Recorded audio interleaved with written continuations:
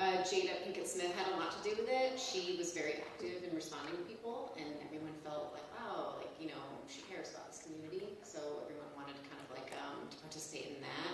I also think that a show like Red Table Talk is really well suited for a platform like Facebook Watch because it's a talk show. They talk about issues, they talk about family stuff, like any kind of current issue or trend. Like they were bringing up really sensitive topics, and they were that group gave people a platform to tell their stories. Well, I just think that we can't underscore enough that when you're responsive to people, when they feel like they're hearing from you, and look, whether it is actually Jada Pinkett Smith at 2 in the morning responding, or whether it's her people, it doesn't matter, right? Because people feel like they were heard, and they feel like they responded. It feels personal. It's such a critical element. Other ways that we're measuring.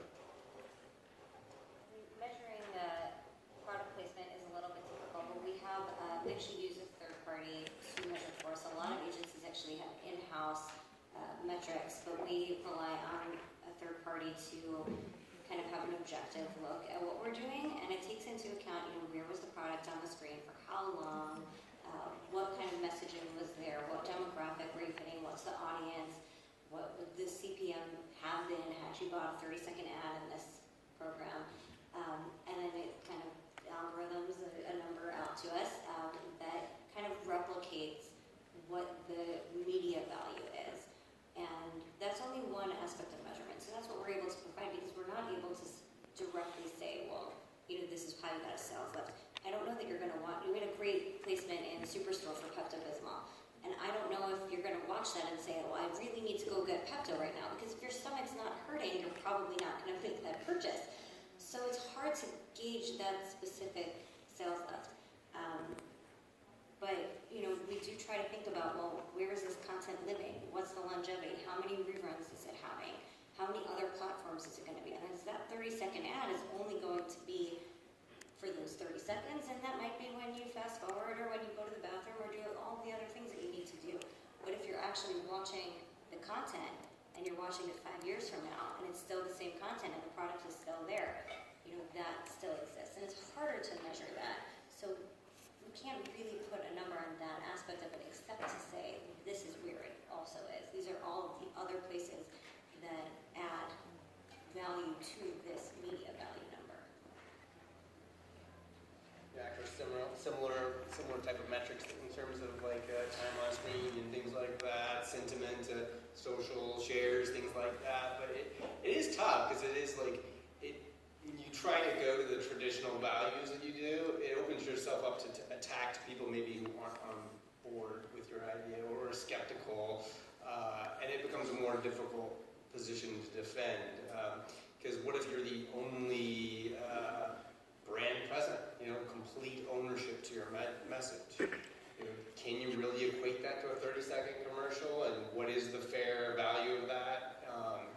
And I've seen that come up. And that's like one of the weird, you know, being on a corporation. It's just like the importance of like collaboration and everybody aligned and making the goals, so that you don't have someone out there, because the data can be so easily manipulated. Because I've seen stories told where like, this was terrible. Look at this index, oh the opposite. Look how great we did, and you kind of can smell. Okay, nope. Yeah. You know? Yeah, the sniff test is really important. Or- That's something we talk about a lot, because sometimes you'll get a number back and be like, what are you talking about? This is way too high. Or worse for us is, this is way too low. And then you find out, well, you know, this platform doesn't actually provide audience numbers, so we use the comps. And you're like, okay, well, I don't think you used the right comp because this doesn't make any sense to me. And that's a hard thing to think about, because you want to see a hard number. Everyone's used to a hard number. In traditional advertising, you get that hard number. And in what we're doing, it's not as simple. It's not as one note.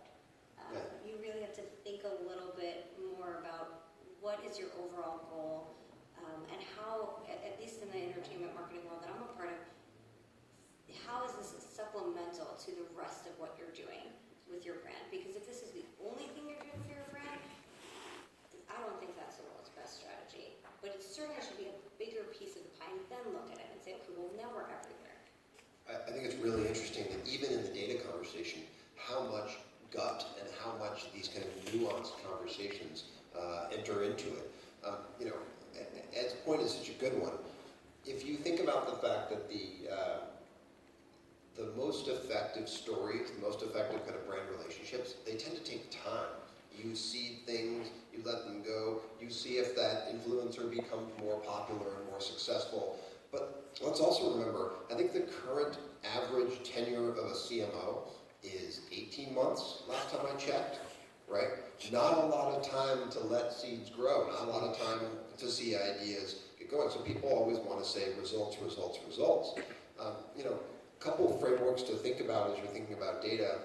We always like to talk about this idea of personal and actionable. So data inputs coming in to make it personal, meaning what do we know about people so that we can put the right message in front of the right person at the right time. Because if I don't have little kids, you can show me ads for diapers until the cows come home, and they can be the most engaging ads I've ever seen, and they can make me laugh or cry, and I'm still not buying them, right? Because I don't need them. And if we can use that data at the beginning to say, okay, let's take our data inputs and let's figure out how we can put the right message in front of the right people at the right time. That, by the way, you know, we are very proud of our role in helping bring Best Buy from a company that everybody thought was going to be on the garbage heap, right? Like, oh yeah, they're going to follow Circuit City into BK, into a company that's surging, and it's because of great in-store customer service, and it's because of really, really hyper-targeting. On the other side, your data outputs make it actionable. So once you put messages in front of people, and once they have that interaction, well, then what did they do? Are we figuring out what are our goals and what actions do we want people to take to get there? And then say, did we succeed or not? Because sometimes you don't, right? And so you need to retool and optimize. Sometimes you do, so you can invest more. So thinking about that idea of data inputs and data outputs as a way to get personal and actionable can sometimes be a great way to approach this stuff. All right, so thinking about our poor beleaguered consumer, 400 years into getting beaten up by advertisers, and having these wonderful moments and these terrible moments, let me open it up to the audience to ask some questions. Sir in the back. Any insights or anecdotal information about immersive virtual reality, augmented reality? Has anybody ventured into that category yet? I know there's a couple of tentpoles that you did kind of early summer. Do you have any experience? It's a great question. Okay, brands and augmented reality virtual. Sorry, go ahead. Have data points? Anybody experienced with brands in AR and VR? Sure. I mean, we've done a decent amount with configurators. So when you look at a car, you can go in the world and see the car. And we've had, I don't have data in the top of my head in terms of give you something hard back. I can tell you just like some of the challenges about it was just the amount of throughput in general in terms of what you can get in terms of scale to experience it. So how many people actually are willing to put on goggles or, so those are some of the basic challenges. I think we love it from a perspective, from an advertising perspective, because anything within, like, if you see a car of Acura on screen, it's CG. I mean, we hardly shoot real cars very often, maybe for some of our big TV shoots, but, and it was great because you get to a point where you just can't tell. And what's wonderful about that is you can use the same ad over and over again. You can change it. If a product changes, you can change it out, or if you find out red tests better than black. So you know, those are some of the benefits. That's just more just basically using CG data versus the virtual. That's the best I got. From Impossible, we have found on the VR side, it is really very, very early stage and tiny experiments. And we found it outside of gaming almost impossible to get any brand money at this point. People just aren't feeling like it's a testing platform. On the AR side, we're actually seeing AR as one of those, you know, we talked earlier, Greg brought it up originally, something that's little and special to provide that kind of moment of surprise and delight. I'll give you two examples that have been really effective. So we do every year, we do the NCAA March Madness app, right? So it's always the #1 app in the App Store for the 3 weeks of the tournament. And, you know, we do that on 25 platforms. So you're getting like watch notifications to tell you you got a close game, and it seamlessly goes to your phone. What we did this year for the first time was we did an AR bracket, and so you could take your phone and sit in your living room and be able to see your entire bracket up, and then be able to interact with like your picks and watch things going through. Again, just like a kind of a fun special thing. Similarly for the PGA, we do all the PGA's apps.